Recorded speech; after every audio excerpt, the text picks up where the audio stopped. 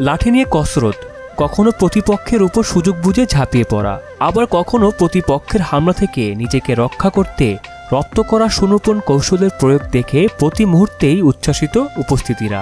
লাঠির নৈপুণ্য প্রদর্শন করে নিজের বীরত্বকে জাহির করার এমন মনোমুগ্ধকর আয়োজন ছিল মধুখালী উপজেলার প্রত্যন্ত নওয়াপাড়া ইউনিয়নের আলগাপাড়াতে।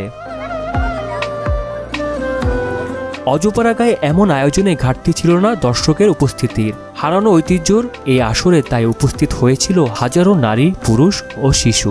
বয়োবৃদ্ধরাও উপস্থিত হয়েছিলেন কৈশোরের স্মৃতিকেও সঙ্গী করে। বিনোদনের সুযোগ বঞ্চিত মানুষেরা এমন আয়োজনে উপস্থিত হতে পেরে তৃপ্ত। হ্যাঁ, আগে প্রায় গ্রামে গ্রামে হইতো, অনেক জায়গায় ছিল লোকজন, অনেকেই আসতো, বিভিন্ন জায়গায় খেলতো। প্রায় মনে করেন বছরে 2-4-5 বার আমরা দেখতাম।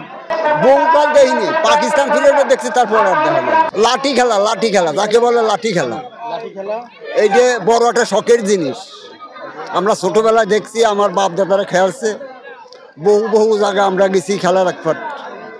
এখন তো গাড়ি ঘোড়া হয়ে গেছে সব জায়গা, আর আগে বহু জায়গায় গেছে। এদিকে দীর্ঘ সময় পরে এমন আয়োজন, তাই 70 থেকে 80 বছর বয়সী খেলোয়াড়রাও খেলার মাঠে হুঙ্কার দিতে পিছপা হয়নি।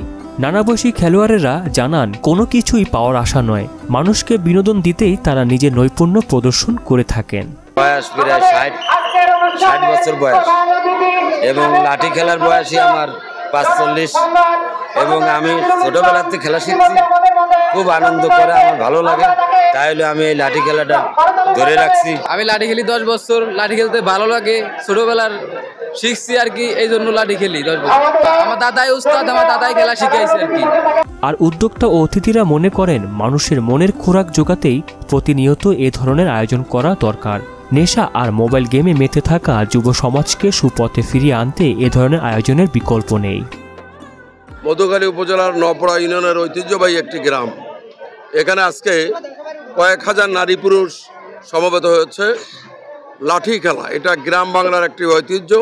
মানুষ এখানে দেখতে চায়, মানুষ এখন উপভোগ করতে চায়। আমরা যদি মানুষকে এইভাবে বিভিন্ন রকম খেলাধুলা, গ্রাম বাংলার ঐতিহ্য এর ভিতর উদ্বুদ্ধ করতে পারি, বিশেষ করে যুব সম্প্রদায়কে, তাহলে রাত জেগে যারা মোবাইল দেখে নেশাগ্রস্ত হয়ে পড়েছে এবং নানা রকম নেশা করছে, নেশার হাত থেকে তাদেরকে রক্ষা করা যাবে। গুণীজনেরা মনে করেন, দেশীয় সংস্কৃতি লালনের প্রতিনিয়ত এমন আয়োজনই পারে সমাজকে কুলুষমুক্ত রাখতে। আহসানুল হৃদয়, মোহনা ডিজিটাল।